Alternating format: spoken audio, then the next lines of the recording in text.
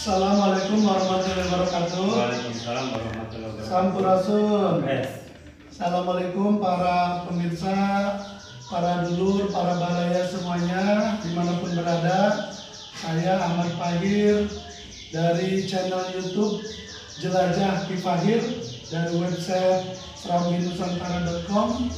Saya di sini sedang berada di rumah Pak Ustadz Abdurrahman di Kampung Sawah, Kelurahan Cimahpar, Pak ya. Kelurahan Cimahpar, Kecamatan Bogor Utara, Kota Bogor. Pak Rahman ini kami perkenalkan, beliau sebagai juru kunci Kebun Raya Bogor, juru kunci makam keramat Mbah Jepra, Ratu Galuh, Ki Baul, yang ada di tengah Kebun Raya Bogor. Nah, saya di sini dengan Pak Rahman ingin mengulas tentang sejarah makam keramat yang ada di Kebun Raya Bogor. Ini menurut saya perlu diketahui oleh warga Bogor tentang sejarah makam keramat Kebun Raya Bogor. Pak Rahman, mungkin sebelum lebih jauh kami nanya tentang sejarah keramat Kebun Raya makam Mbah Jepra. Pak Rahman ini dinas di makam keramat Mbah Jepra, bisa diceritakan Pak Rahman dari tahun kapan? Assalamualaikum warahmatullahi wabarakatuh. Perkenalkan, nama saya Abdurrahman. Tugas saya sehari-hari mengurus situs Ratu Galuh Mangkualam Prabu Siliwangi. Tugas saya mengurus situs beliau itu sudah berjalan 30 tahun. Sebelumnya orang tua saya yang bernama Pak Haji Rahmat. Ya. Situs ini dikenal sebagai pemakaman Ratu Galuh Mangkualam Prabu Siliwangi. Salah satunya ada situs yang bernama Ratu Galuh Mangkualam plus Prabu Siliwangi. Yang kedua ada makam Mbah Jepra, itu dikenal sebagai Panglima. Yang ketiga di situ ada juga makam namanya Mbah Baul. Jadi Mbah Baul ini dikenal sebagai Senopati. Ya. Yang keempat itu ada salah satu putri dari Ibu Ratu Galuh Mangkualam yang bernama Solendang Galuh Pakuan.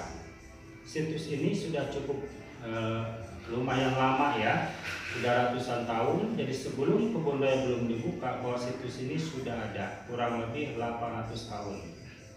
Ya, seperti itu. Dari tahun 1300-an Masehi Pak Rahman ya.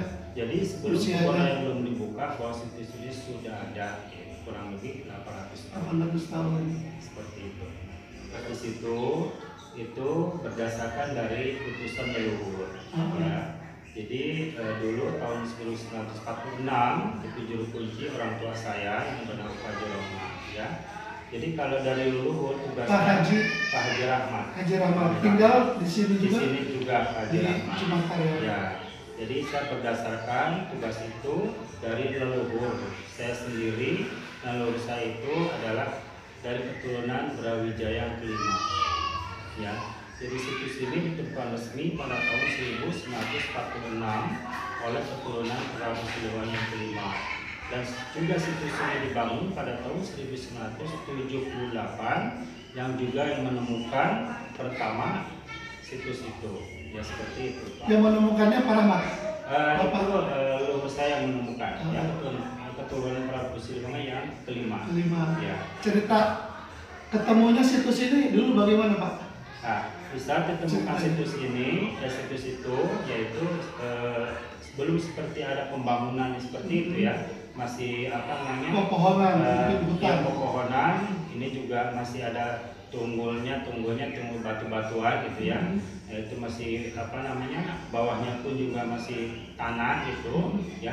Tapi ya itulah di saat leluhur saya datang ke situ, yaitu Ibu Ratu memperkenalkan diri ya. Jadi Ibu Ratu artinya langsung berkomunikasi dengan keturunan Prabu Siliwangi. Jadi berdasarkan Ibu Ratu sendiri yang pengen dibangun ya, yaitu dibangunlah pada tahun 1978 ya, sesuai keinginan Ibu Ratu sendiri. Itu keberadaannya seperti itulah ya, situs itu.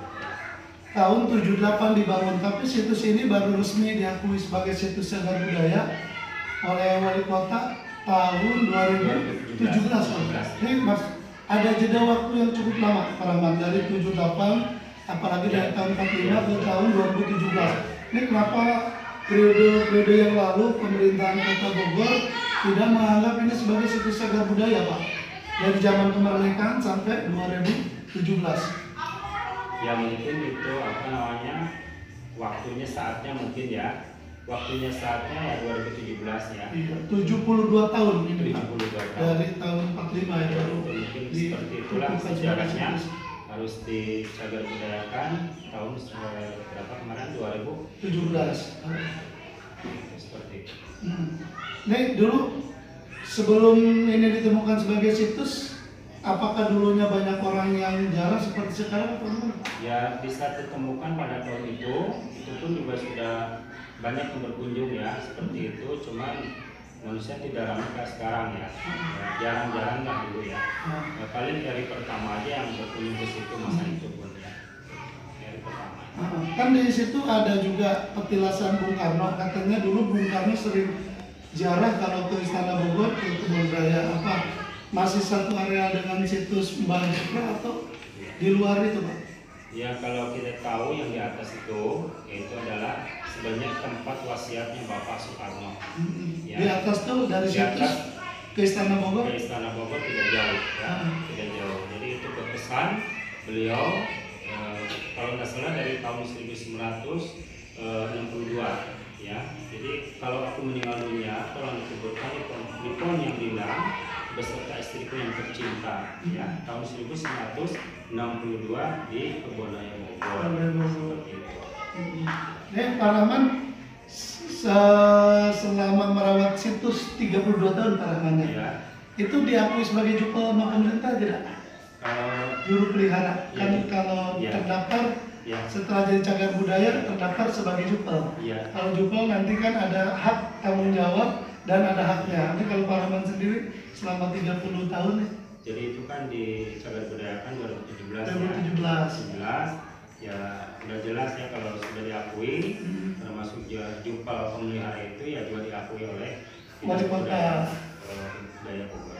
Sebelum 2017 selama 27 tahun berarti dari pemerintah kota, provinsi atau pusat ini nggak ada perhatian. Nggak ada perhatian Karena belum diakui sebagai situs.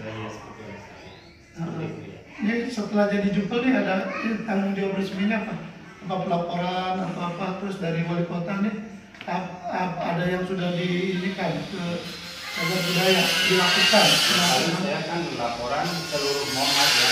Kalau jumlahnya banyak kan di Bogor ini para pengurus situs. Jadi kalau setiap bulan para pengurus situs sudah lapor menghadap ke Dinas Kebudayaan. Jadi termasuk juga diundang setiap bulan gitu ya. Seperti itu kan. Pak Rahman bisa diceritakan lebih jauh tentang situs keramat yang ada di Kebun Raya, karena kita tahu orang Bogor, hampir semua orang Bogor tahu Bogor ini kota yang sangat unik. Bogor tak pernah dijamah oleh peluru karena dihapit 3 makam keramat. Itu salah satunya yaitu makam keramatnya Ratu Galung Mangkulam, Ratu Selingan Majika dan Baltaur. Seperti itulah. Ya alhamdulillah untuk kota Bogor aman-aman saja, karena mungkin spesial untuk khusus di kota Bogor ada salah satu yang situs tua ya, yaitu setidaknya juga mungkin ya pagarnya juga kokoh sekali gitu ya. Itu seperti itu ya. Jadi yang sudah lebih tahu tentang sejarah Kebun Raya, yang pengunjung sering masuk ya ke dalam Kebun Raya itu, di situ ada situs tua ya yang dikenal Ratu Galuh. Ya istilahnya tolonglah istilahnya apa, berkunjung ke situ beradab dan beriktikaf ya. Jadi supaya sepulangnya dari Kebun Raya itu menjadi berkah dan selalu tidak ada apa-apa. Itu semuanya kita kembali kepada pertolongan ya Allah Subhanahu wa Ta'ala. Hakikatnya Allah Subhanahu wa Ta'ala. Karena situs tua itu dalam sejarah itu bukan siapa-siapa ya, ini juga leluhur kita semua. Karena situs itu yang diawali pada tahun sekian dan mencapai 800 tahun itu adalah situs tua yang membuka cikal bakal sejarah di Kota Bogor. Jadi Apalagi yang babat alas kota Bogor, Pak Rahman. Jadi Bapak harapkan kepada generasi penerus supaya situs ini adalah dilestarikan dan budaya kita itu dijaga dirawat, ya, supaya tidak mati obor untuk generasi penerus ya. Kita punya sejarah sepertinya. Kita juga harus diberitahu kepada turunan kita. Karena setelah kita sejarah nanti ada di masa depan ya. Jadi terus bergantian zaman ke zaman tetap dilestarikan sejarah supaya tidak mati obor ke depan generasi penerus. Itu harapan saya seperti itu. Pak Rahman, ini yang jarak ke kebun raya cukup banyak, Pak Rahman. Mungkin dari sisi Pak Rahman sebagai juru kunci, apa ada etika khusus kalau orang jarak kebun raya itu mesti apa dan harus bagaimana? Jadi yang berkunjung ke makam Ratu Galuh Mangkualam itu bukan hanya untuk Bogor ya, tapi juga dari berbagai daerah. Dari luar negeri juga. pun juga pada berkunjung.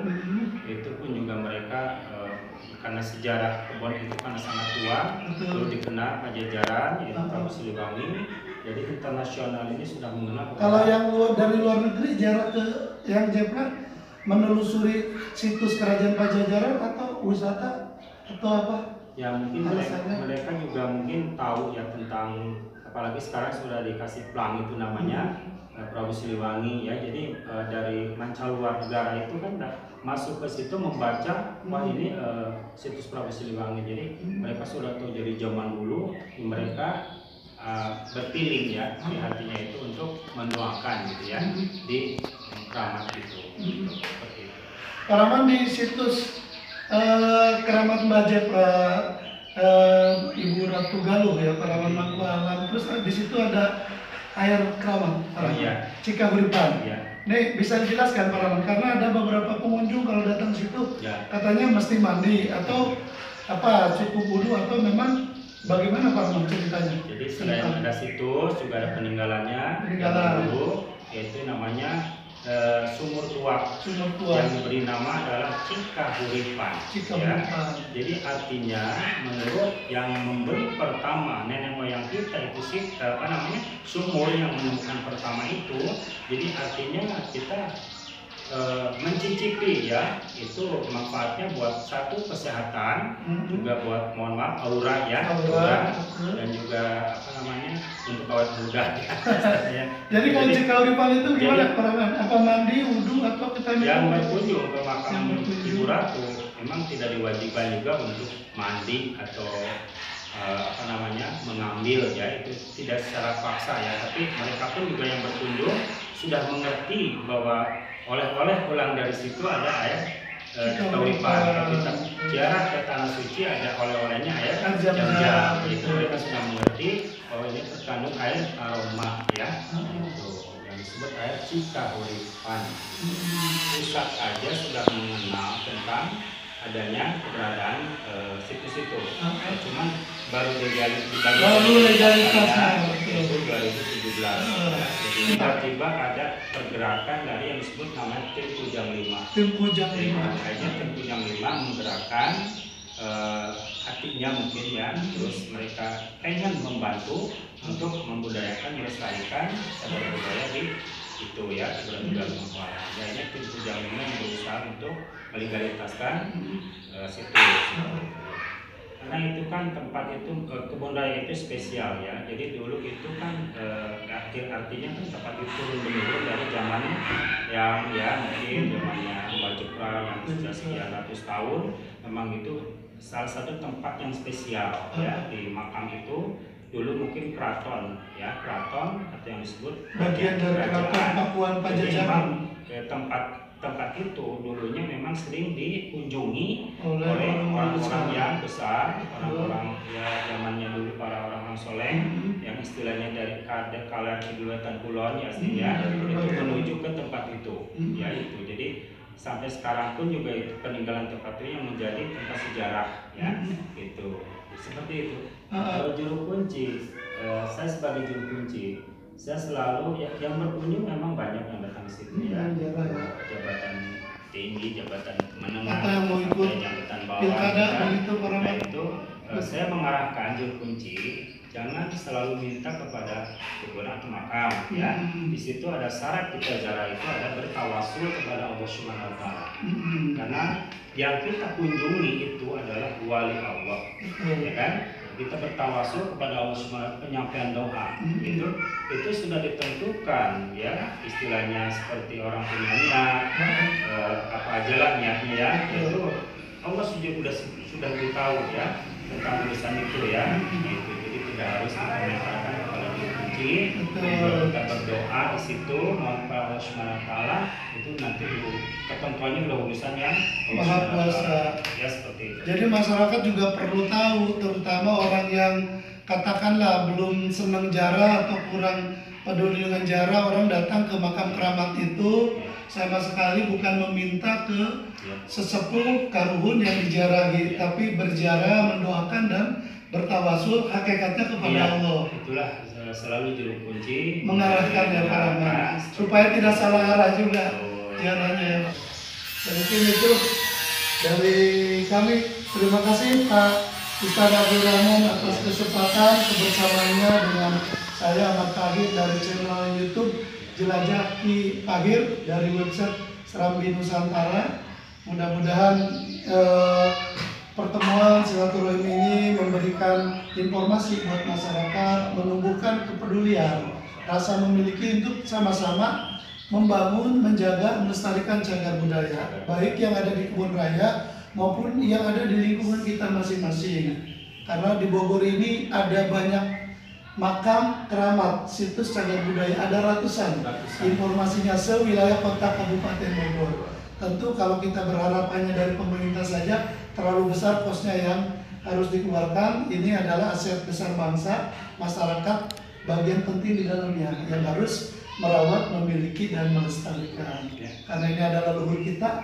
Kalau bukan kita, anak cucunya siapa lagi ya Pak Rahman?